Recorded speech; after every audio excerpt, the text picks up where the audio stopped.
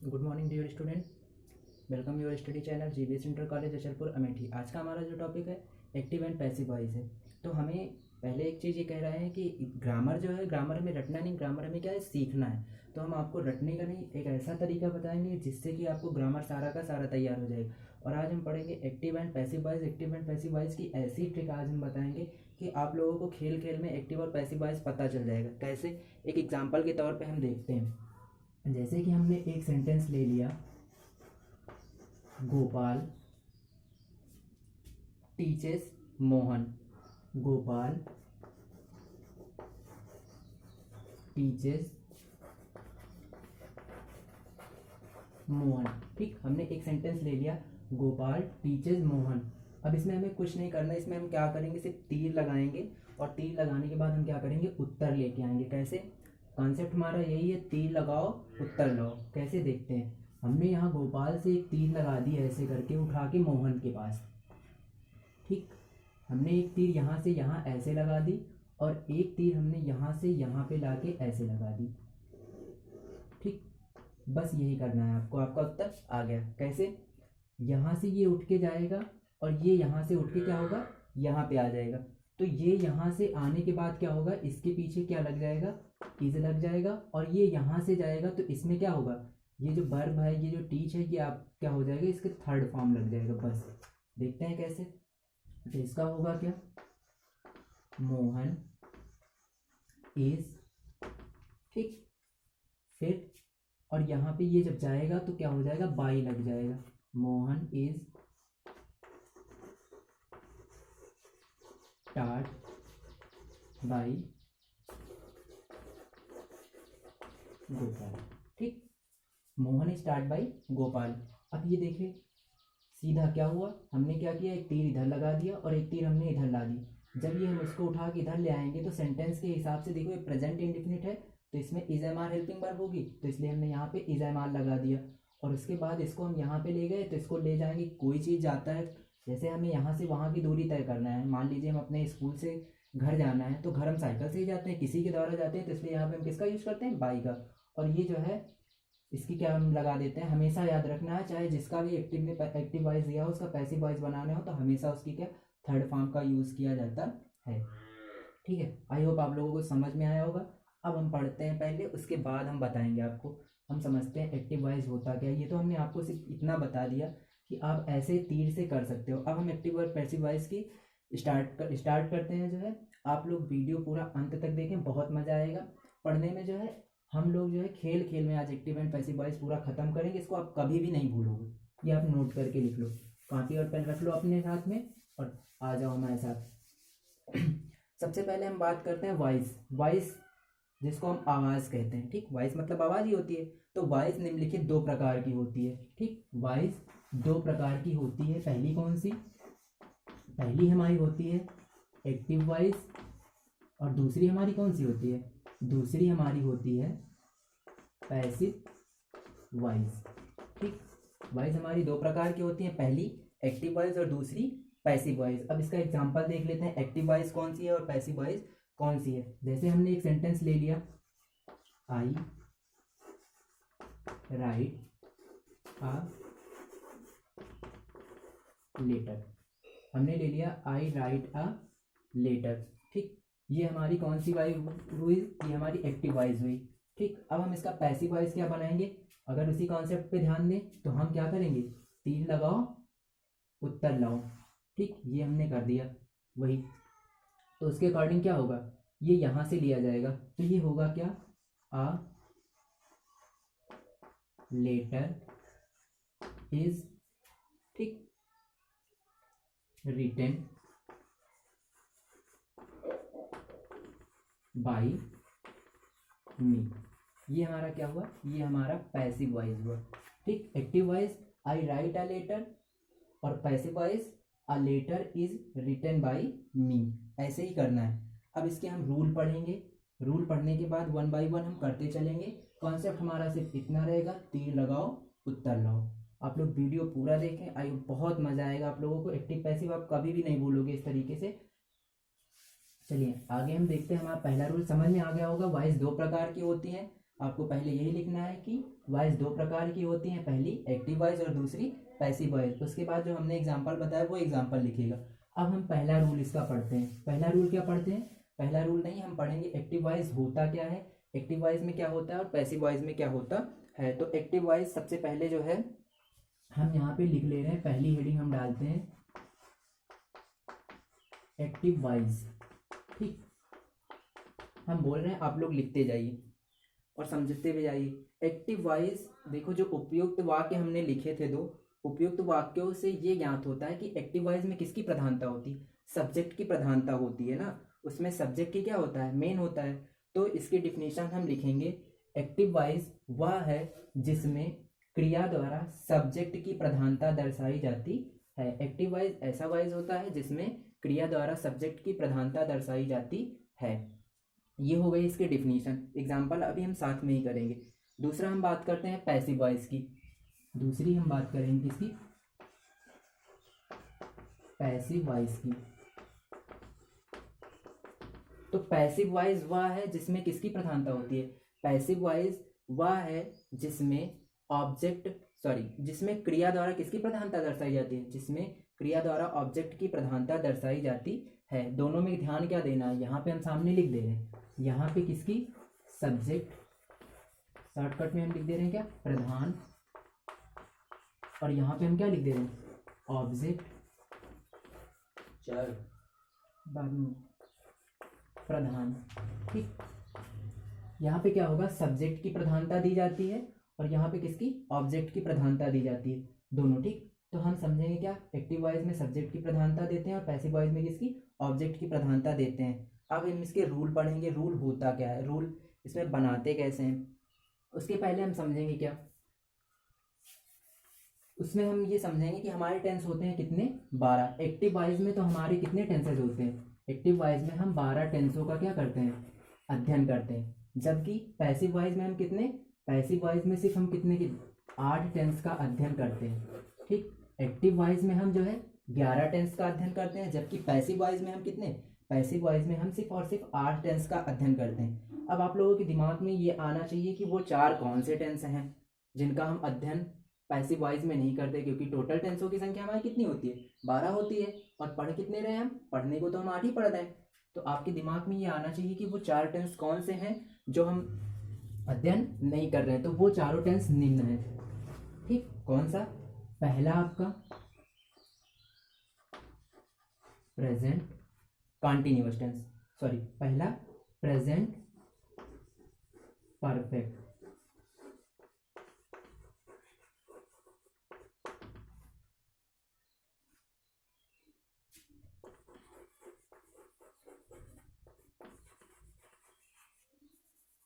दूसरा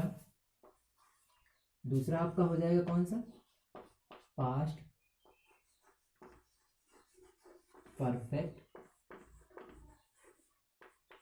continuous tense.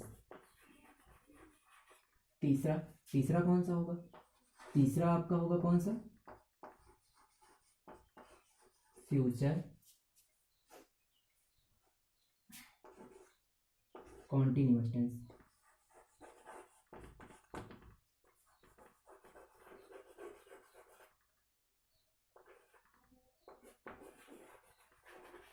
और चौथा और लास्ट हमारा कौन सा होता है, चौथा और लास्ट हमारा होता है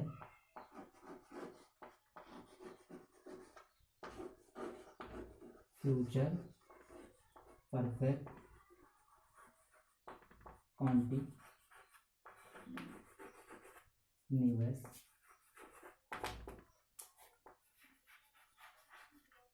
टेंस। ठीक, पहला हमारा होता है प्रेजेंट परफेक्ट कॉन्टिन्यूअस टेंस, दूसरा हमारा कौन सा होता है, पास्ट परफेक्ट कॉन्टिन्यूअस, तीसरा हमारा कौन सा होता है, तीसरा हमारा होता है फ्यूचर कॉन्टिन्यूअस टेंस, और चौथा हमारा कौन सा होता है, फ्यूचर परफेक्ट कॉन्टिन्यूअस टेंस। इन्हीं चारों टेंसों की जो है active passive voice, active voice तो बनती है लेकिन पैसिव वॉइस नहीं बनती है। इन 4 टेंसों की एक्टिव वॉइस बनती है, पैसिव वॉइस नहीं बनती। जबकि 12 के 12 टेंसों की जो है क्या, एक्टिव वॉइस बनते हैं। और हम यहाँ पे सिर्फ 8 ही टेंस हैं जिनका पैसिव वॉइस बना सकते हैं या जिनकी पैसिव वॉइस बनती है। चलो अब आगे बात करते हैं। इतना समझ में आ गया होगा। अब हमारा स्टार्ट होने से पहले एक नोट पॉइंट है, नोट पॉइंट लिखिए, उसके बाद बताते हैं। यहाँ तो पता चल गया ना कि 4 टेंसों की जो है पैसिव वॉइस नहीं बनती हैं। अब हमें एक चीज़ और, एक ऐसा कौन सा नियम है जिसमें पैसिव वॉइस नहीं बनती है, वो देखना है। तो लिखिए आप लोग नोट पॉइंट करके, जिन वाक्यों में इंट्रांसिटिव वर्ब, जिन वाक्यों में इंट्रांसिटिव वर्ब यानी कि अकर्मक क्रिया दी गई होती है, ठीक, जिन वाक्यों में इंट्रांसिटिव वर्ब या अकर्मक क्रिया का प्रयोग होता है या दी गई होती हैं, उनकी भी पैसिव वॉइस नहीं बनती हैं, ठीक है।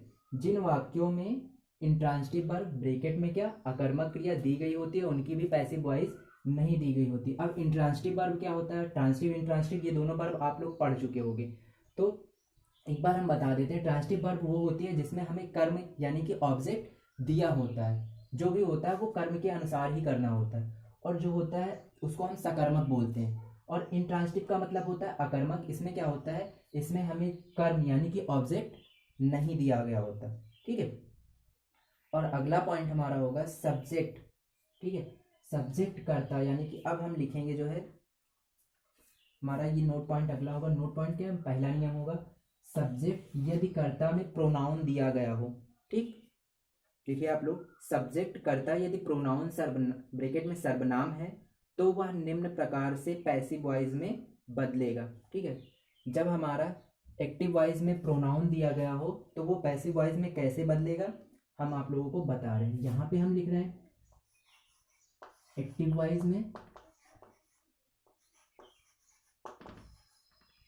और यहाँ पे हम जो है लिख देंगे क्या, बिकम्स, मतलब कि चेंज होना। और यहाँ पे हम क्या लिखेंगे, पैसिव वॉइस, ठीक। एक्टिव वॉइस में क्या होता है, पैसिव वॉइस में क्या होता है। जैसे मान लिया हमने, क्या हुआ, एक्टिव वॉइस में हमारा आ गया आई, तो ये हमारा किस में परिवर्तित होगा, ये हमारा परिवर्तित होगा आई का किस में, मी में। पहले बता चुके हैं आपको, लेकिन एक बार फिर से देख लीजिए। अगर हमारा इसमें आया है क्या, बी, तो बी हमारा किस में परिवर्तित हो जाएगा, बी हमारा अस में परिवर्तित हो जाएगा। और अगर हमारा आया है यू, तो यू हमारा जो है वो किसमें, यू में ही परिवर्तित रहेगा, इसमें कोई चेंज नहीं होगा,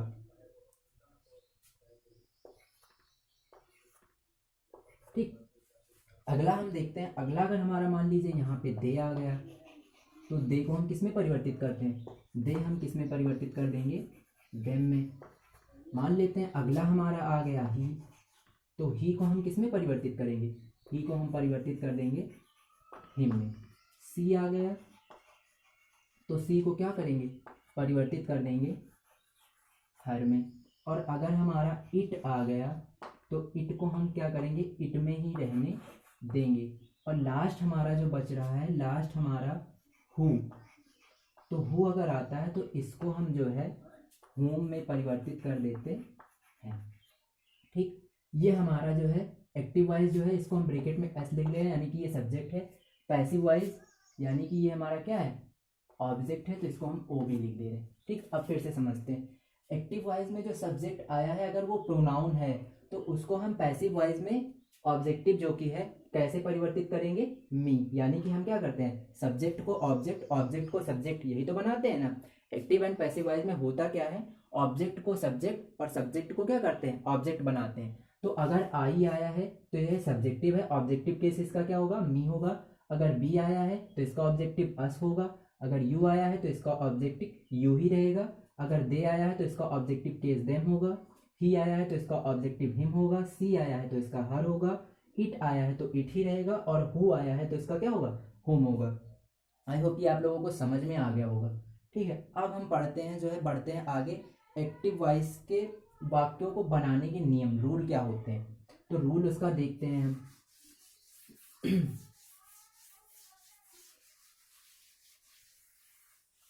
पहले हम लोग हेडिंग डालेंगे एक्टिव वॉइस के वाक्यों को पैसिव वॉइस में बनाने के नियम। तो नियम हम यहाँ पे सिर्फ लिख रहे हैं, आप लोग हेडिंग लिखना पूरी की पूरी, क्योंकि हमारा बोर्ड बहुत छोटा है इसलिए ज़्यादा आ नहीं सकता। चलो देखो, नियम क्या है। पहला, एक्टिव वॉइस से पैसिव वॉइस बनाने के निम्न नियम।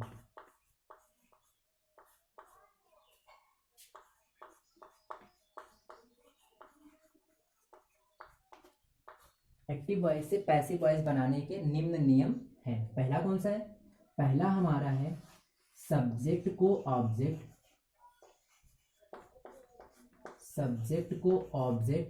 तथा ऑब्जेक्ट को सब्जेक्ट बनाते, ठीक है, सब्जेक्ट को ऑब्जेक्ट तथा ऑब्जेक्ट को सब्जेक्ट बनाते हैं। उसके बाद दूसरा,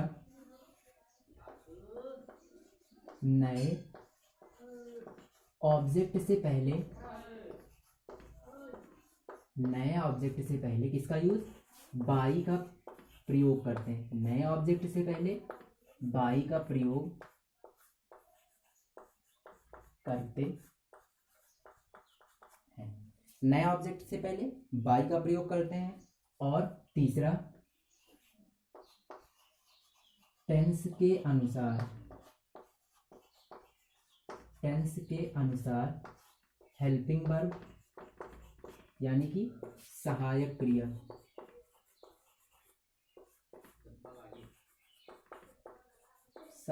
क्रिया में परिवर्तन करते। चौथा और आखिरी इसका हमारा नियम क्या है? चौथा नियम हमारा ये है कि एक्टिव वॉइस के वाक्य की मुख्य क्रिया जो है इसमें होगा एक्टिव वॉइस की मुख्य क्रिया जिसको हम मेन वर्ब की थर्ड फॉर्म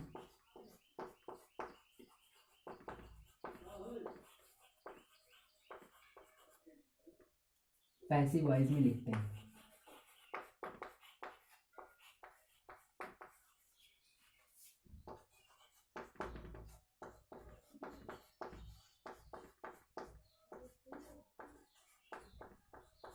ठीक है, चारों नियम हमारे हो गए। पहला क्या? सब्जेक्ट को ऑब्जेक्ट तथा ऑब्जेक्ट को क्या करते हैं? सब्जेक्ट बनाते हैं। दूसरा, नया जो ऑब्जेक्ट होगा हमारा उससे पहले हम किसका यूज करेंगे? बाई, यानी कि जो हमारा पहले सब्जेक्ट रहेगा उसको जब हम लास्ट में लिखेंगे तो उससे पहले हम किसका यूज कर देंगे? बाई को। और अगर उसके बाद टेंस जो होगा, टेंस के अनुसार हम क्या करेंगे? उसकी हेल्पिंग वर्ब यानी कि सहायक क्रिया में क्या करेंगे? परिवर्तन करेंगे। चौथा पॉइंट हमारा है कि एक्टिव वॉइस की मेन वर्ब, ठीक, मुख्य क्रिया की थर्ड फॉर्म का प्रयोग किसमें? पैसिव वॉइस में लिखते हैं। कि थर्ड फॉर्म को पैसिव वॉइस में लिखते हैं। ठीक है, एक्टिव वॉइस की मेन वर्ब को थर्ड फॉर्म पैसिव वॉइस में लिखते हैं। ठीक है, अब हम स्टार्ट करते हैं जो है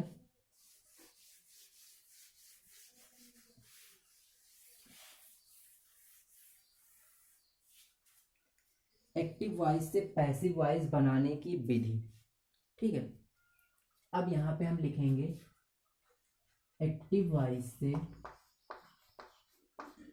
पैसिव वॉइस बनाने की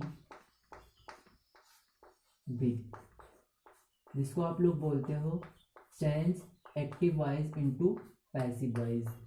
ठीक, तो इसके निम्न है, हम लिख नहीं रहे, आप लोग लिखो।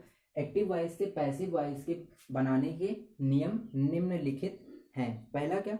टेंस के अनुसार जो है यहाँ पे हम लिख दे रहे हैं। फर्स्ट जो हम पढ़ने जा रहे हैं वो हमारा क्या है? टेंस के अनुसार, ये हमारा पहला है। अब इसके अंतर्गत हमने बताया था ना कि एक्टिव वॉइस में कितने होते हैं? एक्टिव वॉइस में टोटल 12 होते हैं, जिसमें से हमें पढ़ना कितना होता है? जिनमें से हमें पढ़ना 8 होता है। तो हम पहला स्टार्ट करते हैं, जिसको हम ए लिखेंगे, रिप्रेजेंट करेंगे। और पहली हेडिंग हमारी पड़ेगी present indefinite tense.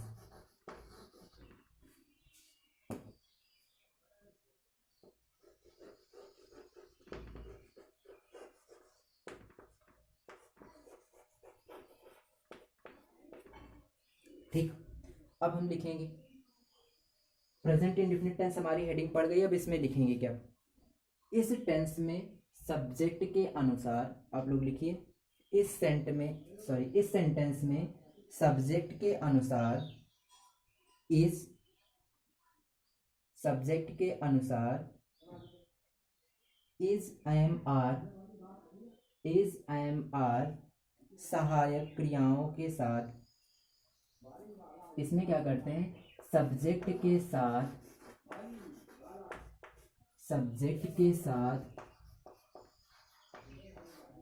Is am are सहायक क्रिया के साथ, मेन वर्ब के साथ, हेल्पिंग वर्ब के साथ,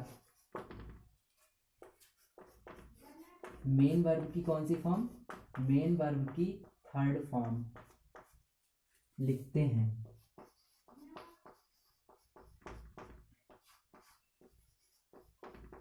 ठीक, इस प्रकार के वाक्यों की एक्टिव वॉइस से पैसिव वॉइस बनाते समय इज एम आर सहायक क्रिया के साथ मेन वर्ब की थर्ड फॉर्म का प्रयोग करते हैं और क्या लिखते हैं, बाई लिखते हैं। ठीक, इसका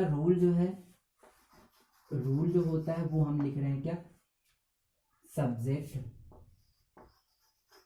जो कि हमारा होता क्या है, ऑब्जेक्ट होता है, ब्रैकेट में ओ लिख दे रहे हैं, plus helping verb plus main verb की third form plus by plus object जो कि हमारा पहले क्या था, सब्जेक्ट था।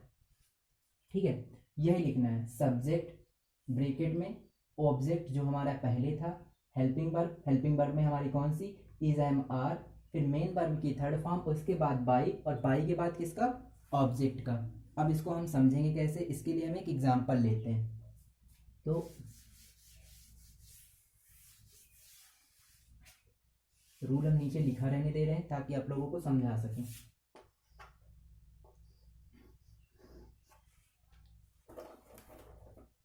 चलिए, पहला एग्जांपल हम ले रहे हैं, be read our books, be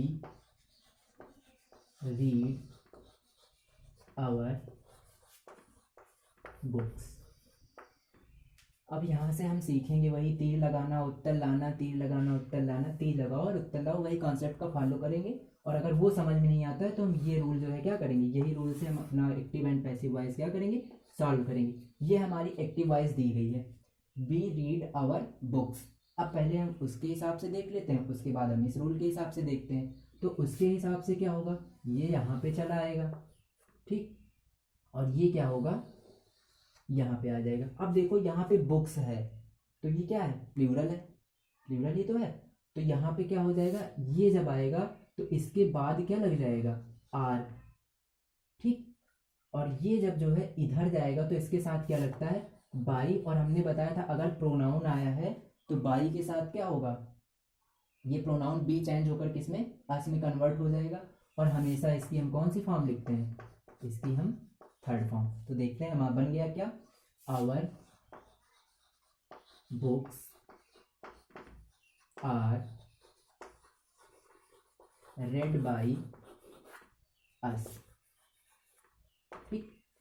our books are read by us, कैसे किया हमने, वही यहाँ को, इसको हमने, ये ऑब्जेक्ट था हमारा, इतना ही तो ऑब्जेक्ट है, ऑब्जेक्ट को हमने क्या किया, सब्जेक्ट बनाया। ये रूल हम समझेंगे, ये हमारा इतना जो है ये क्या है, ये ऑब्जेक्ट है।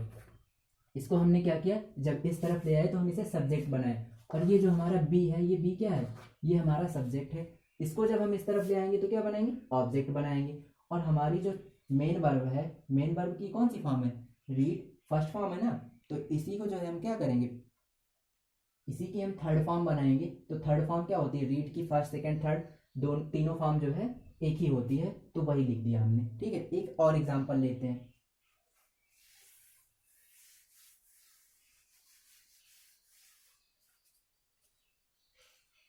हमने ले लिया ही प्ले क्रिकेट, ही प्ले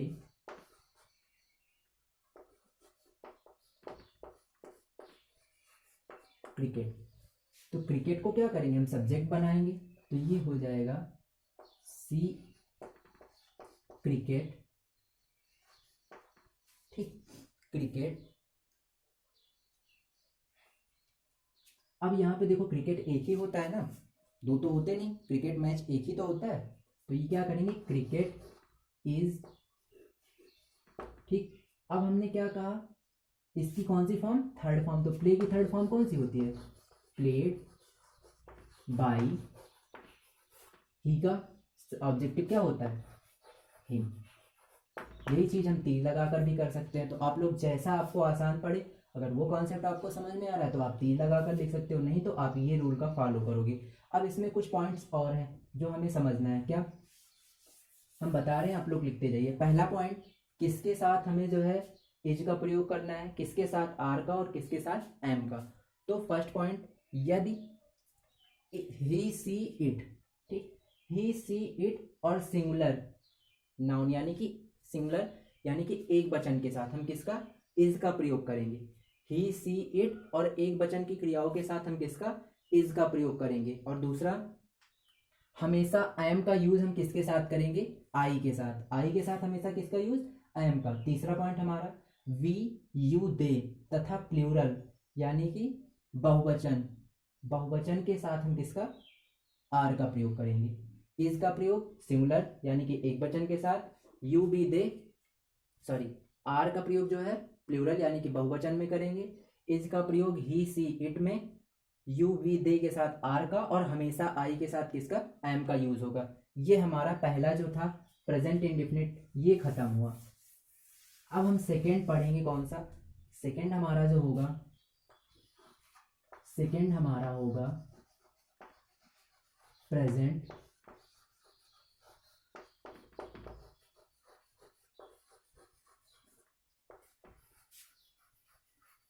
कॉन्टिन्यूअस टेंस। सेकेंड हमारा कौन सा होगा, प्रेजेंट कॉन्टिन्यूअस टेंस, ठीक है। अब इसमें देखेंगे, इसमें लिखेंगे हम क्या, इसमें भी जो होती है इस टेंस में, ठीक, किसके साथ, इस टेंस में सब्जेक्ट के अनुसार, इस टेंस में सब्जेक्ट के अनुसार, सब्जेक्ट वही जो हमारा ऑब्जेक्ट होगा वही बनेगा सब्जेक्ट, सब्जेक्ट के अनुसार सहायक क्रिया क्या रहेगी, सहायक क्रिया हमारी वही रहेगी, कौन सी, के अनुसार helping verb is, am, are के साथ,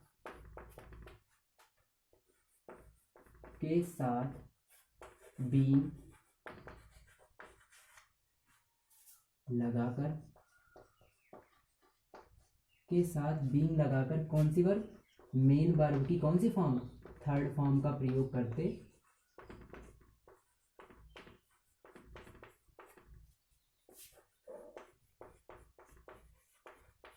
वही सारा एक्टिव वॉइस से पैसिव वॉइस बनाते समय सब्जेक्ट के अनुसार यानी कि जो हमारा एक्टिव वॉइस में ऑब्जेक्ट होता है उसके अनुसार helping verb is, am, are के साथ बीइंग लगाकर मेन वर्ब की थर्ड फॉर्म का प्रयोग करते हैं। इसका रूल क्या है, इसका रूल हम लिखते हैं, सब्जेक्ट जो कि हमारा पहले क्या होता है, ऑब्जेक्ट प्लस किसका, इज, एम, आर, और उसके बाद किसका, बीइंग का यूज करेंगे।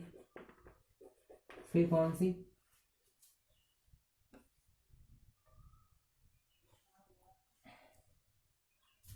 फिर हमारा क्या आएगा, फिर हमारी आएगी मेन वर्ब की कौन सी फॉर्म, थर्ड फॉर्म, ठीक।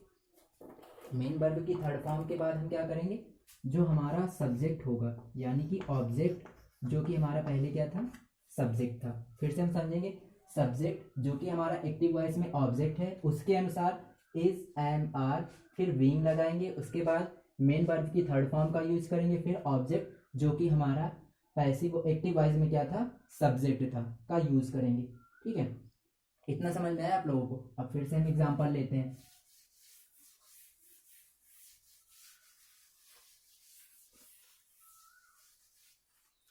एग्जांपल हमने ले लिया, पहला एग्जांपल एक हमने ले लिया I am reading a book.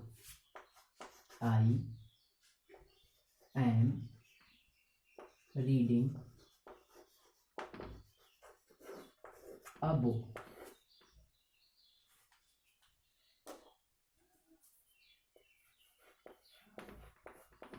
अब अगर हम तीर लगाओ उत्तर लगाओ के हिसाब से देखेंगे तो आई उठ के कहाँ चला आएगा? आई उठ के हमारा यहाँ आएगा और आ बुक उठ के हमारा कहाँ पे आ जाएगा? यहाँ पे आ जाएगा।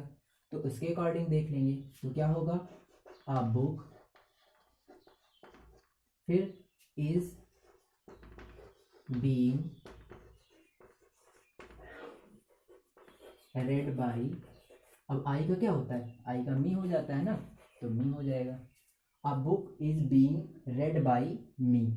वही हमने क्या किया, जो ऑब्जेक्ट था ये हमारा क्या है? ये इतना हमारा क्या है? ये ऑब्जेक्ट है। इसको हमने क्या बनाया? इसको हमने बना दिया सब्जेक्ट। ये हमारा क्या है? ये हमारा सब्जेक्ट है। इसको हमने क्या बना दिया? इसको बना दिया ऑब्जेक्ट। इसमें क्या किया? कुछ नहीं किया। इसके अकॉर्डिंग, ऑब्जेक्ट के अकॉर्डिंग जो होता है वो पैसिव वॉइस में क्या होता है? सब्जेक्ट। उसी के अकॉर्डिंग हम किसका? हेल्पिंग वर्ब का प्रयोग करते हैं। उसके बाद बीइंग लगाते हैं, फिर मेन वर्ब जो होती है उसी की किसकी? थर्ड फॉर्म का यूज कर देते हैं। अब एक और देखते हैं हम, ये तो हो गया हमारा ऐसे। एक और देख लेते हैं, you are not playing cricket.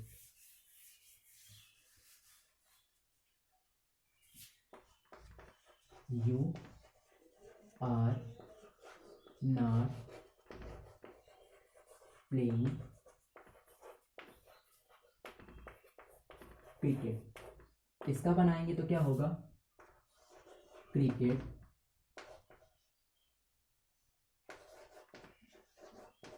is not being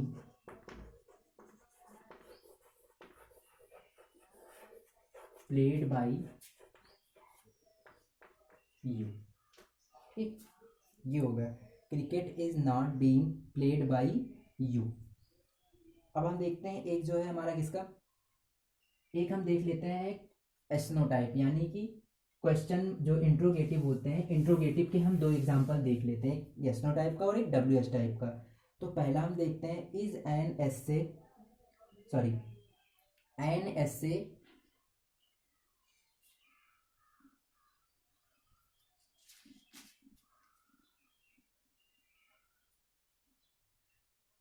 sorry हम देखते हैं are the boys writing an essay, are the boys writing an essay. तो इसका जब हम पैसिव बनाएंगे तो क्या होगा? पैसिव बनाएंगे तब भी जो है जिससे हमारा कौन सा होता है? जिससे एक ही तो होता है, तो इसके साथ हम क्या लगाएंगे? इज लगाएंगे। याद रखना इंट्रोगेटिव का हम इंट्रोगेटिव ही बनाते हैं। तो इज यस से, इज एन यस से, उसके बाद फिर क्या करते हैं? उसके बाद हम जो है क्या करेंगे?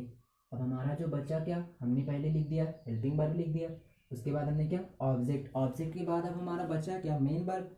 मेन वर्ब बची ना, तो मेन वर्ब हमारी क्या थी? राइट थी। लेकिन उसके पहले क्या बच रहा है हमारा? बीइंग बच रहा है ना, तो बीइंग लगाएंगे पहले। बीइंग के बाद हमारा राइटिंग था, तो राइटिंग का थर्ड फॉर्म क्या होता है? राइट, रोट, रिटन होता है ना, रिटन बाई। अब कौन सा था? बॉयज था ना, तो क्या लिख देंगे? The boys. ठीक, इज एन एस से, और लास्ट में किसका?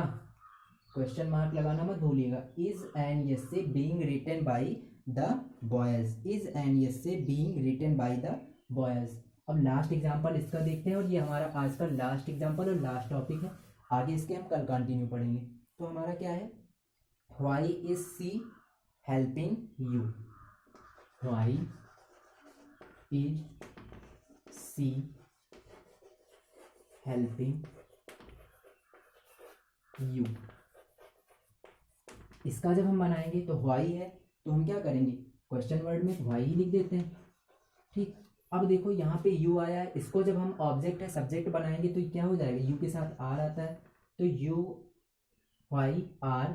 अब उसके बाद यू का ऑब्जेक्टिव भी क्या होगा, यू ही होगा, यू बीइंग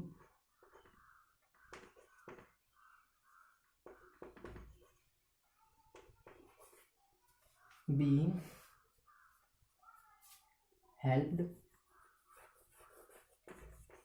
बाई, किसका, अब सी का क्या हो जाएगा, हर। ठीक, तो why are you being helped by her, last में कौन सा, क्वेश्चन मार्क। ठीक है, ये हमारा आज का हुआ। कल हम पढ़ेंगे कौन सा, प्रेजेंट परफेक्ट टेंस का, और उसके बाद आगे के जितने कंटिन्यू टेंस हैं वो करेंगे। आप लोग वीडियो पूरा देखा कीजिए, इसको चैनल को सब्सक्राइब कर लीजिए, लाइक और कमेंट जरूर किया कीजिए। जहाँ पे आपको समझ में ना आए, जहाँ पे हमसे कोई गलती हो तो कमेंट करके बता सकते हो कि सर आपने यहाँ पे ये गलती की थी।